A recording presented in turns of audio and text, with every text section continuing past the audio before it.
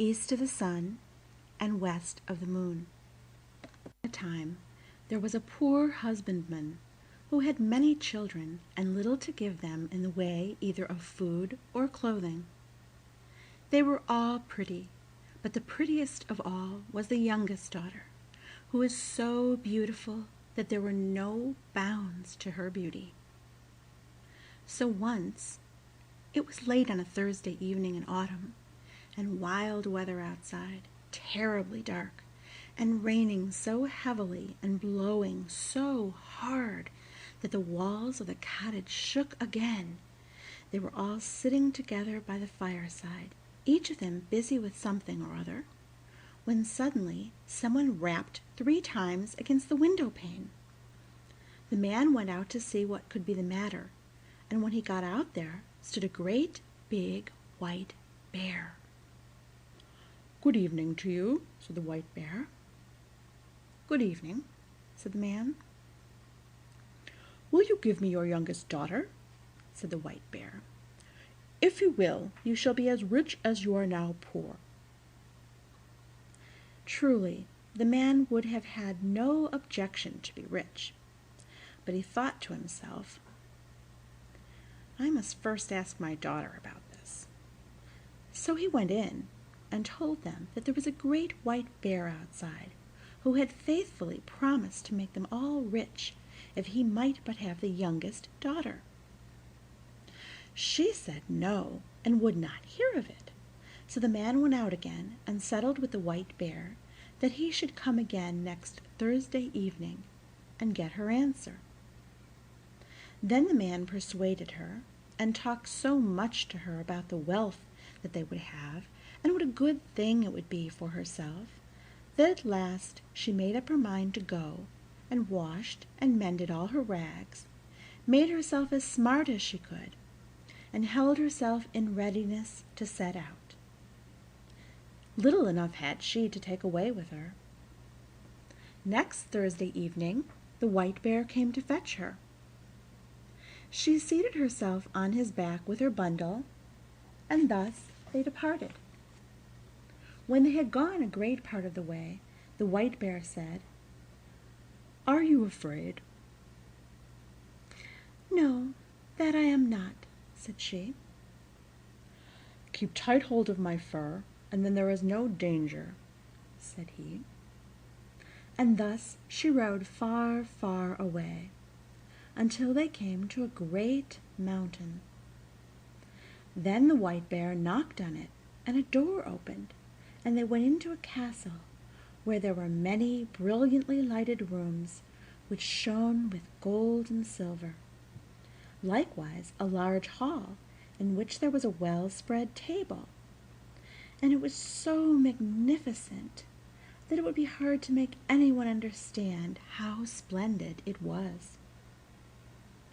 The white bear gave her a silver bell, and told her that when she needed anything, she had but to ring this bell, and what she wanted would appear. So after she had eaten, and night was drawing near, she grew sleepy after her journey, and thought she would like to go to bed.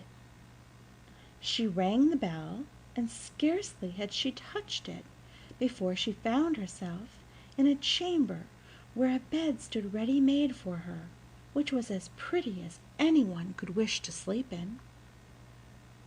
It had pillows of silk, and curtains of silk fringed with gold, and everything that was in the room was of gold or silver.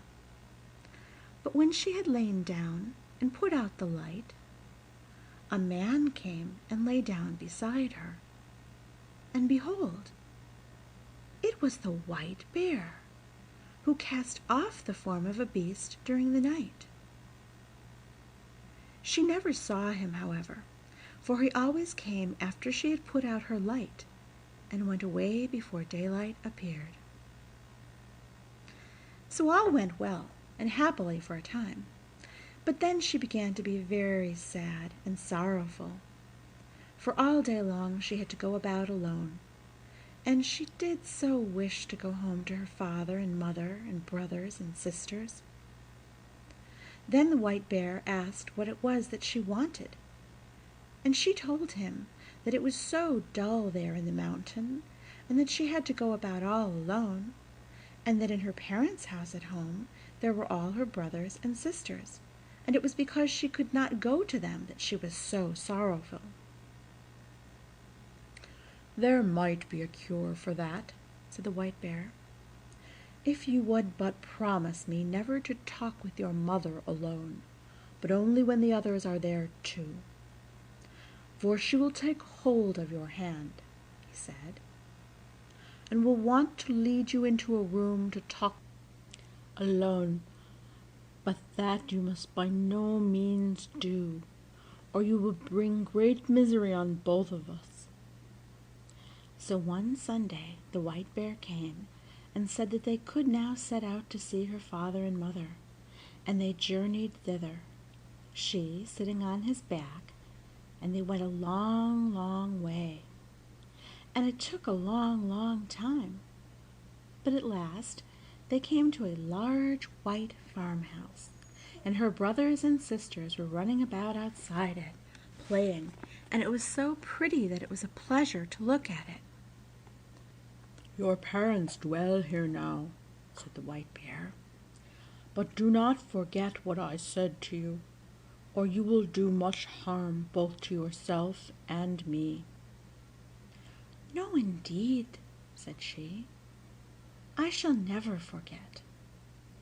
And as soon as she was at home, the White Bear turned round and went back again. There were such rejoicings when she went in to her parents that it seemed as if they would never come to an end. Everyone thought he could never be sufficiently grateful to her for all she had done for them all. Now they had everything that they had wanted, and everything was as good as it could be. They all asked her how she was getting on where she was. All was well with her too, she said, and she had everything that she could want. What other answers she gave, I cannot say, but I am pretty sure that they did not learn much from her. But in the afternoon, after they had dined at midday, all happened just as the White Bear had said. Her mother wanted to talk with her alone in her own chamber, but she remembered what the White Bear had said, and would on no account go. "What we have to say can be said at any time," she answered. But somehow or other her mother at last persuaded her, and she was forced to tell the whole story. So she told how every night a man came and lay down beside her when the lights were all put out, and how she never saw him because he always went away before it grew light in the morning, and how she continually went about in sadness, thinking how happy she would be if she could but see him, and how all day long she had to go about alone, and it was so dull and solitary. "Oh," cried the mother in horror, "you are very likely sleeping with a troll. But I will teach you a way to see him. You shall have a bit of one of my candles, which you can take away with you, hidden in your breast. Look at him with that when he is asleep, but take care not to let any tallow drop on him." So she took the candle and hid it in her breast, and when evening drew near, the White Bear came to fetch her away. When they had gone some distance on their way, the White Bear asked her if everything had not happened just as he had foretold, and she could not but own that it had. "Then, if you have done what your mother wished," said he, "you have brought great misery on both of us." "No," she said, "I have not done anything at all." So when she reached home and had gone to bed, it was just the same as it had been before, and a man came and lay down beside her, and late at night, When she could hear that he was sleeping, she got up and kindled a light, lit her candle, let her light shine on him, and saw him. And he was the handsomest prince that eyes had ever beheld. And she loved him so much that it seemed to her that she must die if she did not kiss him that very moment. So she did kiss him. But while she was doing it, she let 3 drops of hot tallow fall upon his shirt, and he awoke. "What have you done now?" said he. "You have brought misery on both of us. If you had but held out for the space of 1 year, I should have been free. I have a stepmother who has bewitched me, so that I am a white bear by day and a man by night. But now all is at an end between you and me, and I must leave you and go to her. She lives in a castle which lies east of the sun and west of the moon, and there too is a princess with a nose which is 3 ells long, and she now is the one whom I must marry." She wept and lamented, but all in vain, for go he must. Then she asked him if she could not go with him. But no, that could not be. "Can you tell me the way, then, and I will seek you, that I may surely be allowed to do?" "Yes, you may do that," said he, "but there is no way thither. It lies east of the sun and west of the moon, and never would you find your way there." When she awoke in the morning, both the prince and the castle were gone, and she was lying in a small green patch in the midst of a dark, thick wood. By her side lay the self-same bundle of rags which she had brought with her from her own home. So when she had rubbed the sleep out of her eyes and wept till she was weary, she set out on her way, and thus she walked for many and many a long day, until at last she came to a great mountain. Outside it an aged woman was sitting, playing with a golden apple. The girl asked her if she knew the way to the prince who lived with his stepmother in the castle which lay east of the sun and west of the moon, and who was to marry a princess with a nose which was 3 ells long. "How do you happen to know about him?" inquired the old woman. "Maybe you are she who had ought to have had him." "Yes, indeed I am," she said. "So it is you, then?" said the old woman. "I know nothing about him but that he dwells in a castle which is east of the sun and west of the moon. You will be a long time in getting to it, if ever you get to it at all. But you shall have the loan of my horse, and then you can ride on it to an old woman who is a neighbor of mine. Perhaps she can tell you about him. When you have got there, you must just strike the horse beneath the left ear and bid it go home again. But you may take the golden apple with you." So the girl seated herself on the horse and rode for a long, long way. And at last she came to the mountain where an aged woman was sitting outside with a gold carding comb. The girl asked her if she knew the way to the castle, which lay east of the sun and west of the moon. But she said what the first old woman had said. "I know nothing about it, but that it is east of the sun and west of the moon, and that you will be a long time in getting to it, if ever you get there at all.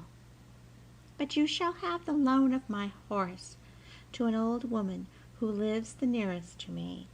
Perhaps she may know where the castle is, and when you have got to her, you may just strike the horse beneath the left ear and bid it go home again."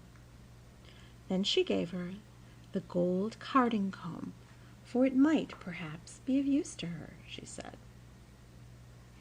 So the girl seated herself on the horse and rode a wearisome long way onwards again, and after a very long time she came to a great mountain, where an aged woman was sitting, spinning at a golden spinning wheel. Of this woman, too, she inquired if she knew the way to the prince, and where to find the castle which lay east of the sun and west of the moon. But it was only the same thing once again. "Maybe it was you who should have had the prince," said the old. "Yes, indeed, I should have been the one," said the girl. But this old crone knew the way no better than the others. It was east of the sun and west of the moon, she knew that. "And you will be a long time in getting to it, if ever you get to it at all," she said. "But you may have the loan of my horse, and I think you had better ride to the east wind and ask him. Perhaps he may know where the castle is, and will blow you thither. But when you have got to him, you must just strike the horse beneath the left ear, and he will come home again." And then she gave her the golden spinning wheel, saying, "Perhaps you may find that you have a use for it." The girl had to ride for a great many days, and for a long and wearisome time before she got there. But at last she did arrive, and then she asked the east wind if he could tell her the way to the prince who dwelt east of the sun and west of the moon. "Well," said the east wind, "I have heard tell of the prince and of his castle, but I do not know the way to it, for I have never blown so far. But if you like, I will go with you to my brother the west wind. He may know that, for he is much stronger than I am. You may sit on my back, and then I can carry you there." So she seated herself on his back, and they did go so swiftly. When they got there, the east wind went in and said that the girl whom he had brought was the one who ought to have had the prince up at the castle which lay east of the sun and west of the moon, and that now she was traveling about to find him again. So he had come there with her, and would like to hear if the west wind knew whereabouts the castle was. "No," said the west wind, "so far as that have I never blown. But if you like, I will go with you to the south wind, for he is much stronger than either of us, and he has roamed far and wide, and perhaps he can tell you what you want to know. You may seat yourself on my back, and then I will carry you to him." So she did this, and journeyed to the south wind. Neither was she very long on the way. When they had got there, the west wind asked him if he could tell her the way to the castle that lay east of the sun and west of the moon, for she was the girl who ought to marry the prince who lived there. "Oh, indeed," said the south wind. "Is that she?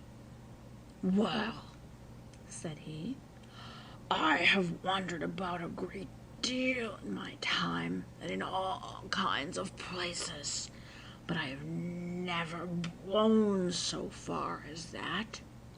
If you like, however, I will go with you to my brother, the North Wind. He is the oldest and strongest of all of us, and if he does not know where it is, no one in the whole world will be able to tell you. You may sit upon my back, and then I will carry you there." So she seated herself on his back, and off he went from his house in great haste, and they were not long on the way. When they came near the North Wind's dwelling, he was so wild and frantic that they felt cold gusts a long while before they got there. "What do you want?" he roared out from afar, and they froze as they heard. Said the South Wind, "It is I, and this is she who should have had the prince who lives in the castle which lies east of the sun and west of the moon. And now she wishes to ask you if you have ever been there and can tell her the way, for she would gladly find him again." "Yes," said the North Wind, "I know where it is. I once blew an aspen leaf there, but I was so tired that for many days afterwards I was not able to blow at all. However, if you really are anxious to go there and are not afraid to go with me, I will take you on my back and try if I can blow you there." "Get there I must," said she, "and if there is any way of going, I will, and I have no fear, no matter how fast you go." "Very well, then," said the North Wind, "but you must sleep here tonight, for if we are ever to get there, we must have the day before us." The North Wind woke her betimes next morning, and puffed himself up, and made himself so big and so strong that it was frightful to see him, and away they went, high up through the air, as if they would not stop until they reached the very end of the world. Down below there was such a storm. It blew down woods and houses, and when they were above the sea, the ships were wrecked by hundreds. And thus they tore on, and a long time went by, and then yet more time passed, and still they were above the sea. And the North Wind grew tired, and more tired, and at last so utterly weary that he was scarcely able to blow any longer. And he sank and sank, lower and lower, until at last he went so low that the crests of the waves dashed against the heels of the poor girl he was carrying. "Art thou afraid?" said the North Wind. "I have no fear," said she. And it was true. But they were not very, very far from land, and there was just enough strength left in the North Wind to enable him to throw her onto the shore, immediately under the windows of a castle which lay east of the sun and west of the moon. But then he was so weary and worn out that he was forced to rest for several days before he could go to his own home again. Next morning, she sat down beneath the walls of the castle to play with the golden apple. And the first person she saw was the maiden with the long nose who was to have the prince. "How much do you want for that gold apple of yours, girl?" said she, opening the window. "It can't be bought either for gold or money," answered the girl. "If it cannot be bought either for gold or money, what will buy it?" "You may say what you please," said the princess. "Well, if I may go to the prince who is here and be with him tonight, you shall have it," said the girl who had come with the North Wind. "You may do that," said the princess, for she had made up her mind what she would do. So the princess got the golden apple. But when the girl went up to the prince's apartment that night, he was asleep, for the princess had so contrived it. The poor girl called to him and shook him, and between whiles she wept, but she could not wake him. In the morning, as soon as day dawned, in came the princess, the long nose, and drove her out again. In the daytime she sat down once more beneath the windows of the castle, and began to card with her golden carding comb. And then all happened as it had happened before. The princess asked her what she wanted for it, and she replied that it was not for sale, either for gold or money, but that if she could get leave to go to the prince and be with him during the night, she should have it. But when she went up to the prince's room, he was again asleep, and, let her call him or shake him or weep as she would, he still slept on, and she could not put any life in him. When daylight came in the morning, the princess with the long nose came too, and once more drove her away. When day had quite come, the girl seated herself under the castle windows to spin with her golden spinning wheel, and the princess with the long nose wanted to have that also. So she opened the window and asked what she would take for it. The girl said what she had said on each of the former occasions, that it was not for sale, either for gold or for money, but if she could get leave to go to the prince who lived there and be with him during the night, she should have it. "Yes," said the princess, "I will gladly consent to that." But in that place there were some Christian folk who had been carried off, and they had been sitting in the chamber which was next to that of the prince, and had heard how a woman had been in there who had wept and called on him 2 nights running, and they told the prince of this. So that evening, when the princess came once more with her sleeping drink, he pretended to drink, but threw it away behind him, for he suspected that it was a sleeping drink. So when the girl went into the prince's room that time, he was awake, and she had to tell him how she had come there. "You have come just in time," said the prince, "for I should have been married tomorrow. But I will not have the long-nosed princess, and you alone can save me. I will say that I want to see what my bride can do, and bid her wash the shirt which has the 3 drops of tallow on it. This she will consent to do, for she does not know that it is you who let them fall on it. But no one can wash them out but one born of Christian folk.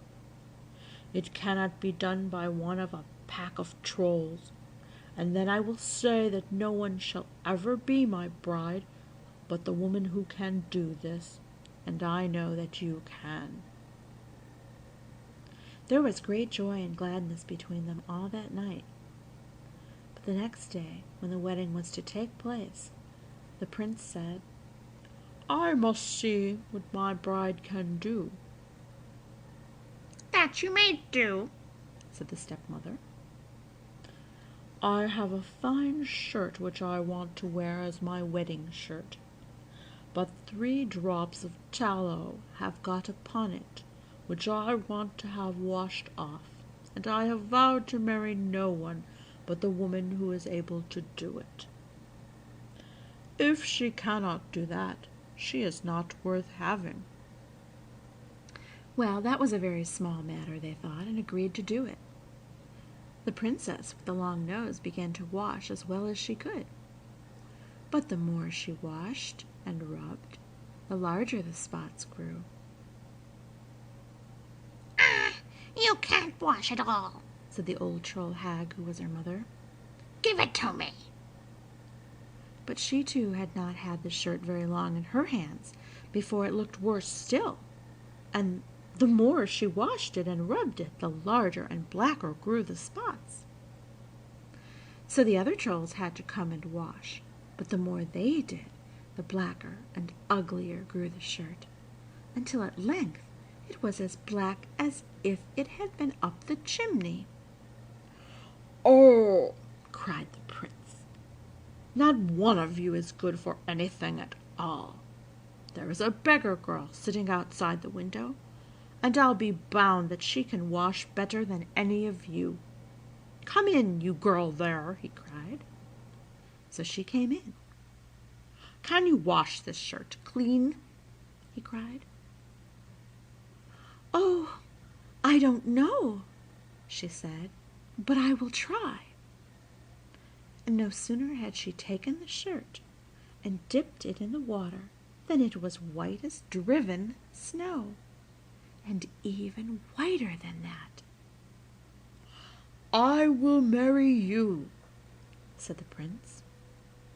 Then the troll hag flew into such a rage that she burst, and the princess with the long nose and all the little trolls must have burst too, for they have never been heard of since. The prince and his bride set free all the Christian folk who were imprisoned there, and took away with them all the gold and silver that they could carry, and moved far away from the castle, which lay east of the sun and west of the moon.